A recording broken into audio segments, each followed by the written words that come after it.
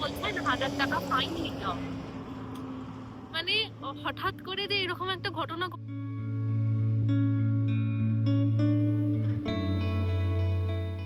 নমস্কার, আশা করছি আপনারা সকলে খুব ভালো আছেন। একটা নতুন ভিডিওতে আপনাদের সকলকে স্বাগত। আমরা এখন বেরোচ্ছি। আমাকে রাজা এই নতুন বাইকে, মানে যে বাইকটা আমরা কয়েকদিন আগে নিয়ে আসলাম, সেটা করে কোটিলিঙ্গেশ্বর নিয়ে যাবে।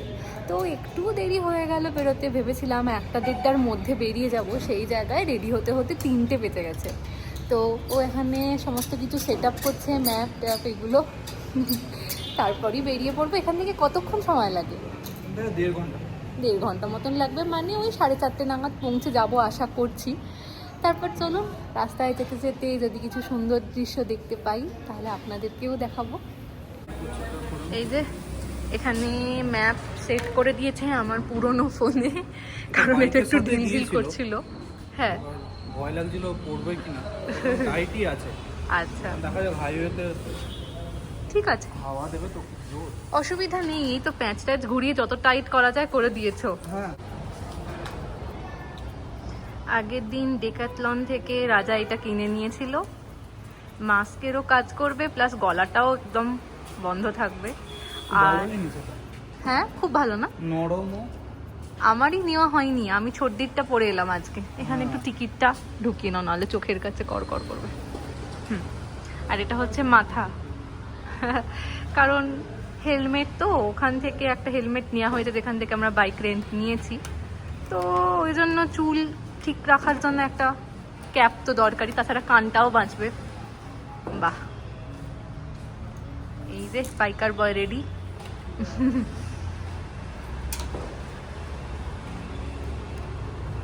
ব্যাঙ্গালোরের ধুলো থেকে নাকও বাঁচলো, ঠান্ডার হাত থেকেও বাঁচলো। যা আটকাচ্ছে, এখানে আটকাচ্ছে চশমাটা। ব্যাস, এবার আমি পরে নি। নামবে না, বেলটা টাইট করে দেবো।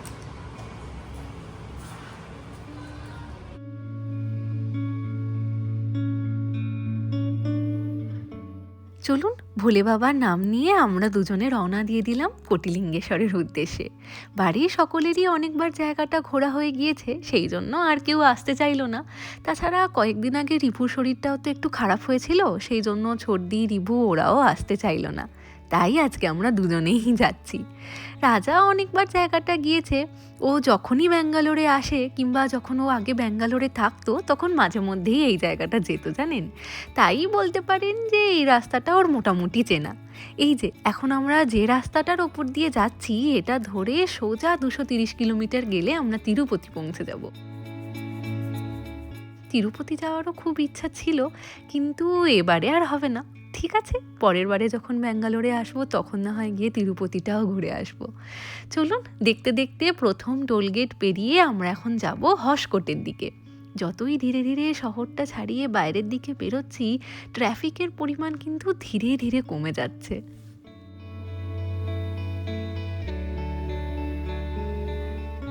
শহর ছাড়িয়ে আমরা প্রায় অনেকটাই চলে এসেছি।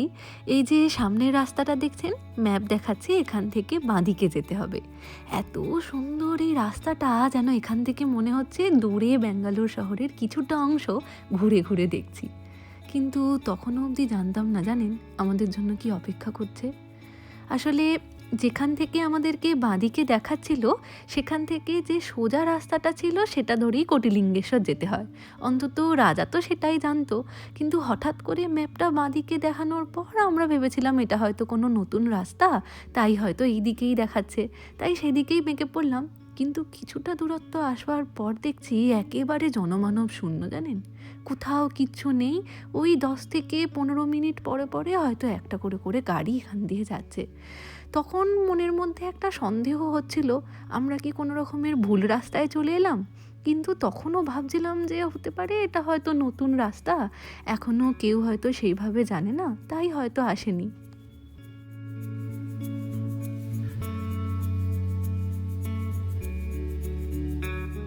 প্রথমবার যাচ্ছি।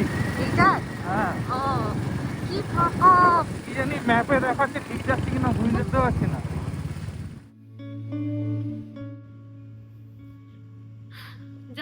শুরুতেই যে এরকম একটা ঘটনা আমাদের সাথে ঘটে যাবে ভাবতেও পারিনি। আসলে আমরা যখন বাড়ি থেকে বেরোচ্ছিলাম তখন কারের রাস্তা সিলেক্ট করেছি, বাইকের রাস্তা সিলেক্ট তো করিনি। এবার ওই আগের যেখান থেকে দেখালাম যে ম্যাপ বলছে বাঁদিকে যেতে হবে, তো সেখান থেকে বাঁদিকে রাস্তাটা নিয়েছি। এই সামনে টোল গেটটা পেরোনোর সময় ওখানে যারা গার্ডেরা ছিলেন তারা বলছেন যে এটা কারের রাস্তা, বাইকের রাস্তা না, এখানে বাইক অ্যালাউ না এই রাস্তাটা। তো এখন ওনারা বলছেন 1000 টাকা ফাইন নিতে হবে। মানে হঠাৎ করে যে এরকম একটা ঘটনা ঘটতে পারে অতটা তো আমরা খেয়াল করি না যে কোনটা কারের রাস্তা কোনটা বাইকের রাস্তা, আমাদের ওইদিকে মনে হয় এরকম কিছু নেই। রাজা জিজ্ঞাসা করছিল যে এখান থেকে গাড়ি নিয়েও আমরা যেতে পারবো নাকি, তো ওনারা বলছেন যে নাম্বার প্লেটটা তো নোট হয়ে গিয়েছে, তো ফিরে গেলেও ওনাদের কাছে কাগজ যাবে ফাইনে, যেহেতু এটা ভাড়ার বাইক তো সেই জন্য কোনো রকমের ঝামেলাও করতে ইচ্ছা করছে না। হ্যাঁ, না ফেরত দেওয়ার সময় আবার ঝামেলা করবে। হ্যাঁ সেটাই, চলো 1000 টাকা ফাইন দিয়েই দিই, কি আর করা যাবে। 1000 টাকা দিয়ে দিই, কিন্তু এরপরে অনেকটা রাস্তা দেখাচ্ছি, তো তারপর বলছি এখান থেকে নেমে যেতে হবে আগে গিয়ে, তারপর আবার ভিতরের রাস্তা দিয়ে যেতে হবে। এমনি বিকেল হয়ে আসছে, কি করবে, যাবে না ফিরে যাবে? না না চলো, এত দূরে এসেছি যখন তখন যাবোই, তো যাই হয়ে যাবে। যাবে তো? হ্যাঁ চলো ফাইন দিয়ে দিই, ওনারা তো বলছেন সামনে এক্সিট আছে, দেখা যাক। আচ্ছা চলো। এগুলো কিসের চাষ হয়েছে কে জানে, এরকম ছোট্ট ছোট্ট গাছ।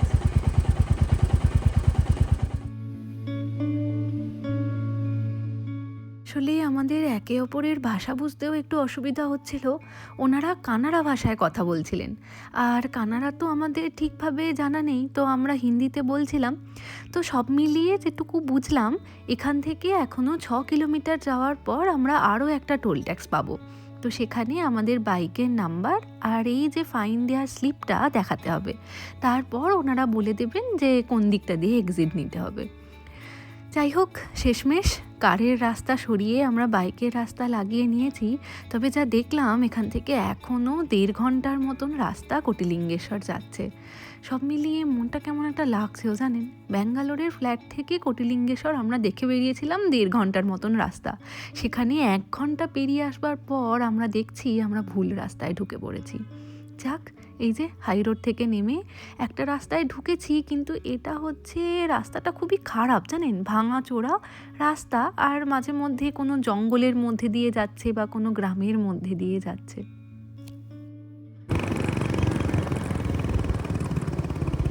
কি স্টেশন এটা?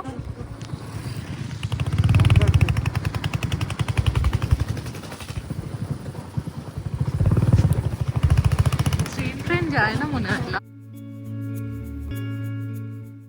এই যে অবশেষে আমরা বাঙ্গারপেটে পৌঁছিয়ে গিয়েছি। আসলে আমাদের ওইদিকে কোনো রাস্তা চিনতে গেলে কোথা দিয়ে যাচ্ছি বোঝার জন্য আমরা যেমন সাইনবোর্ডটা একবার দেখে নিই, কিন্তু এখানে তো সেটাও পাচ্ছি না জানেন, সমস্ত তো কানাড়া ভাষায় লেখা। যাক, তবু বাঙ্গারপেট থেকে কোটিলিঙ্গেশ্বরের রাস্তাটা রাজাচ্ছে না, আর কোনো ভয় নেই। এই গেটটা মনে হচ্ছে কোটিলিঙ্গেশ্বরেরই গেট, কানাড়া ভাষায় কী লেখা আছে সেটাও বুঝতে পারছি না, তবে এখান থেকে আর 8 মিনিট মতন লাগবে।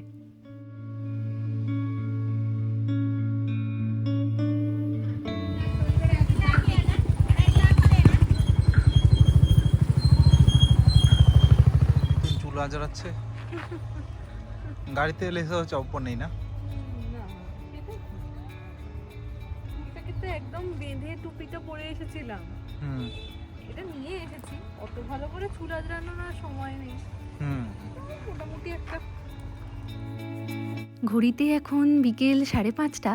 ব্যাঙ্গালোরে শীতকালে কিন্তু অত তাড়াতাড়ি সন্ধে হয় না, তো চেষ্টা করব 1 ঘন্টার মধ্যেই গোটা মন্দিরটা ঘুরে তাড়াতাড়ি রওনা দেওয়ার। এখানে ভিড় এড়ানোর জন্য দেখলাম সুন্দর করে সরু সরু লাইনের ব্যবস্থা করা রয়েছে, আর মন্দিরের মধ্যে ঢোকার ফিজ হচ্ছে পার পারসন 20 টাকা করে।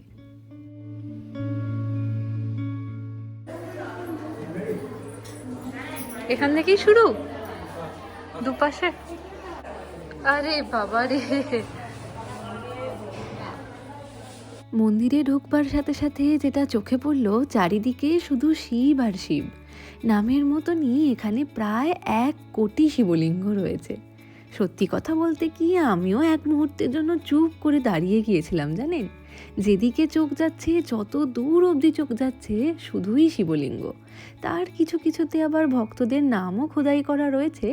রাজা বলছিল এখানে যারা ভক্তরা আসেন তারা চাইলে তাদের নিজস্ব শিবলিঙ্গ কিন্তু এখানে স্থাপন করে যেতে পারেন।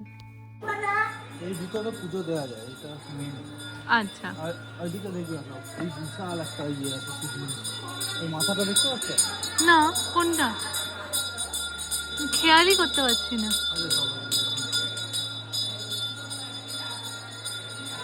দুপাশে শুধু শিবলিঙ্গ, গোটা মন্দিরটাই এরকম ভাবে তৈরি নাকি?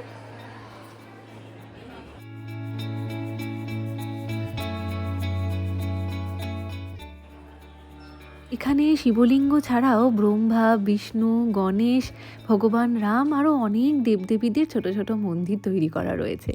আর এমনই সুন্দর করে এখানে লাইনগুলো বাঁধা রয়েছে, আপনি একটা মন্দিরে প্রবেশ করবার পর যখন সেখান থেকে বাহির পথ দিয়ে বেরোবেন, তখন অন্য আর একটা মন্দিরে প্রবেশ করতে পারবেন। আমি তো তারকেশ্বরের মেয়ে, জন্মের পর থেকেই এক প্রকারের বলতে পারবেন ভোলানাথের ভক্ত। আমাদের বাড়ির সকলেই, আমার ঠাম্মি, আমার মা, বাবা, দিদি, সকলেই খুব শিব ভক্ত জানেন।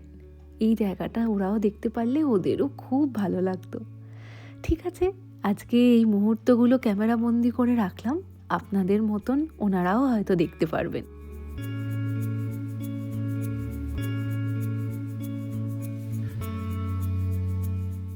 বাইরের বোর্ডে পড়লাম প্রতিদিন এখানে ভক্তদের বিনা পয়সায় অন্নদান করা হয়। তাছাড়াও এখানে গণবিবাহের আয়োজন করাও হয়। সত্যি ভগবান যে অনন্ত অসীম, এই জায়গা তারই চাক্ষুষ প্রমাণ। আমাদের হাতে আজকে সময় খুবই কম, তাই জন্য এক প্রকারের তাড়াহুড়ো করেই ঘুরছি, কিন্তু হাতে সময় নিয়ে আসলে আরও ভালো করে ঘুরে ঘুরে গোটা মন্দিরটা দেখতে পারতাম।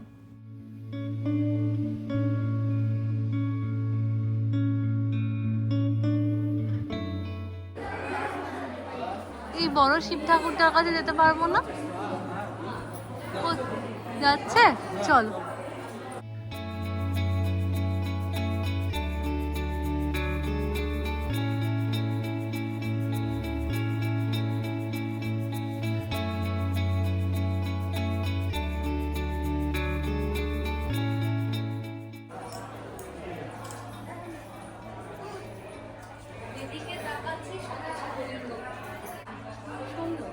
এটা হচ্ছে সব থেকে বড় শিবলিঙ্গ তুমি বলছিলে না? আর নন্দী মহারাজ সামনে, চলো। এই মন্দিরের শুরুর ইতিহাস কিন্তু খুব একটা পুরনো নয়। 1980 সালে স্বামী শম্ভা শিবমূর্তি স্বপ্ন দেখেছিলেন এমন একটা মন্দির তৈরি করার, যেখানে ভগবান শিবের উপস্থিতি শুধুমাত্র একটা মূর্তিতে নয়, বরং লক্ষ লক্ষ শিবলিঙ্গের মাধ্যমে অনুভব করা যাবে। সেই স্বপ্নকেই বাস্তবে পরিণত করতে তিনি আর তার স্ত্রী 1980 সাল থেকে এই মন্দির নির্মাণ করতে শুরু করেন। প্রথম শিবলিঙ্গ স্থাপন করা হয় 1980 সালেই, আর তারপর থেকেই শুরু হয় এই বিশাল মন্দির তৈরির যাত্রা। এখন 6:10 বেজে গিয়েছে, আমরা মন্দিরের অর্ধেক অংশ ঘুরে নিয়েছি না, এখনো অর্ধেকটা বাকি রয়েছে। দেখি যত তাড়াতাড়ি সম্ভব। আসলে এখানটা যে অর্ধেক অংশ ঘুরে বেরিয়ে যাব সেরকম কোনো ব্যবস্থা নেই, চারিদিকটা ঘেরা রয়েছে, পুরো মন্দির ঘুরেই আপনাকে বেরোতে হবে। তো আমরা এখন এই যে আমার পিছনে রয়েছে নন্দী মহারাজ, আর এইদিকে রয়েছে সব থেকে বড় যে শিবলিঙ্গ, সেখানে দাঁড়িয়ে আছি। এরপর বাকি মন্দিরের বাকি অংশগুলো ঘুরে তারপর ফিরে যাব। এই জায়গায় রয়েছে পৃথিবীর সবথেকে উঁচু প্রায় 108 ফিট উচ্চতার শিবলিঙ্গ, আর তার সামনেই রয়েছেন 35 ফিট উচ্চতার নন্দী মহারাজ, যেন নীরবে শিবের দিকেই তাকিয়ে রয়েছেন। রাজা যখন এসেছিল তখন এই মন্দিরটা পুরোপুরি তৈরি হয়নি। ও আমার সাথে কিন্তু বলতে পারেন এক প্রকারের পুরো মন্দিরটা তৈরি হওয়া অবস্থায় প্রথমবার দেখছে। আগে যখন আসতে তখন এই জায়গাটা বন্ধ ছিল, হ্যাঁ, তখন একটু ঘেরা ছিল, ওইদিকে বানানো হচ্ছিল আর কি। আচ্ছা, আগে বলতে তো 7-8 বছর হয়ে গেছে। এত শিবলিঙ্গ তো তৈরি করতেও সময় লাগে। আমরা কি ওদিকটা দিয়ে যাবো? এদিকে মনে রাস্তা নেই। বাহ, আকাশটা কিন্তু খুব সুন্দর লাগছে। আসলে আমি না পড়তেও পারছি না ভাষা, মনে হচ্ছে এটা মনসা ঠাকুর। মা মনসা সাপ আছে। হ্যাঁ, নিচে কি লেখা আছে মা মনসা দেবী হবেন। এখানে পুরো পরপর কয়েকটা ছোট ছোট মন্দির তৈরি করা আছে। এখানে বুঝতে পারছি না।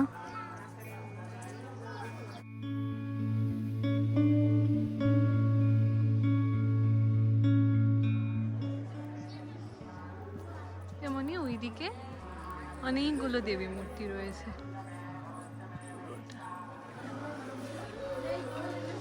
বাহ, মন্দিরের বাইরে পর পর দোকান। তোমার বাড়ির কথা মনে পড়ছে দেখে?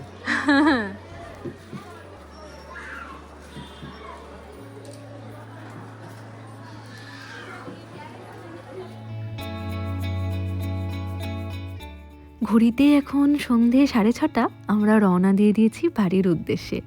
দুজনেরই খুব খিদে পেয়েছে, কিন্তু মনের মধ্যে একটা অজানা ভয় কাজ করছে জানেন। যেহেতু আসার সময় শুধুমাত্র একটু রাস্তা ভুল করবার জন্য 1.5 ঘন্টাটার রাস্তা আমাদের 3 ঘন্টা লেগে গিয়েছিল। আর এদিকেও ধীরে ধীরে যেহেতু সন্ধেটা হয়ে আসছে, মাঝে মধ্যে এক একটা রাস্তা পড়ছে একেবারে অন্ধকার। তাই যতক্ষণ না অবধি হাই রোডে উঠছি ততক্ষণ অবধি খিদের কথা ভুলে যাওয়াই ভালো।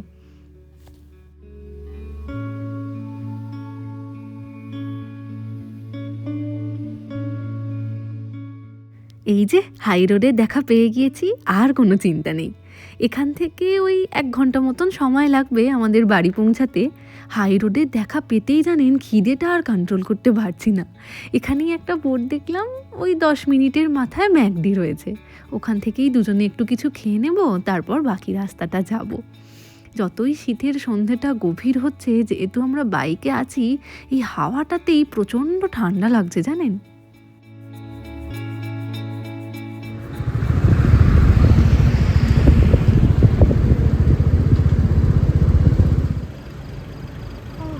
অবশেষে দাঁড়াতে পেরেছি। এখান থেকে বাড়ি আর 8 ঘন্টা মতন। ঠান্ডা লাগছে? জোরে চালালে একটু লাগছে ডাইরেক্ট হাওয়াটা। তুমি আমাকে হ্যান্ড গ্লাভসটা আনতে বলেছিলে। হ্যাঁ, ওই জন্য বলেছি। হ্যাঁ, আমার হাতগুলো যেন মনে হচ্ছে নেই। লেদার জ্যাকেটটা অনেকটা হাওয়াটা আটকাচ্ছে না। হ্যাঁ, হ্যাঁ। এই ভিতর দিয়ে হাওয়াগুলো যেগুলো ঢুকছে ওগুলো বেশি ঠান্ডা লাগে। আর চোখে কিছু অসুবিধা হচ্ছে নাকি? অনেকটা হাওয়া লাগছে যে। চোখে চশমা পড়ে আছে, আচ্ছা ঠান্ডা লাগছে চোখে। আচ্ছা, চলো যাওয়া যাক। জোর খিদে পেয়েছে আমার। চলো। এই যে এদিকে আমার গরম গরম কফি তৈরি হচ্ছে। আমরা আজকে খাবারের জন্য নিয়েছি দুজনে 2টো বার্গার, আর আমি নিয়েছি একটা ক্যাপাচিনো। বাইরে যা ঠান্ডা। যাক, সবের ওপর দিয়ে আজকের দিনটা ভালোভাবেই কাটলো। মাঝখানে একটু ভুল হওয়ার জন্য একটু ভোগান্তি হয়েছে, কিন্তু ঠিক আছে বলুন। কখনো কখনো এই অভিজ্ঞতাগুলোও তো দরকার, এই ভুলগুলোর থেকেও তো শিখতে পারবো। চলুন, আজকের ভিডিওটা তাহলে এখানেই শেষ করছি। আজ তাহলে আসি, আবার আসবো নতুন একটা ভিডিও নিয়ে। ততক্ষণ সকলে সুস্থ থাকবেন, সচেতন থাকবেন, আর সকলের খেয়াল রাখবেন।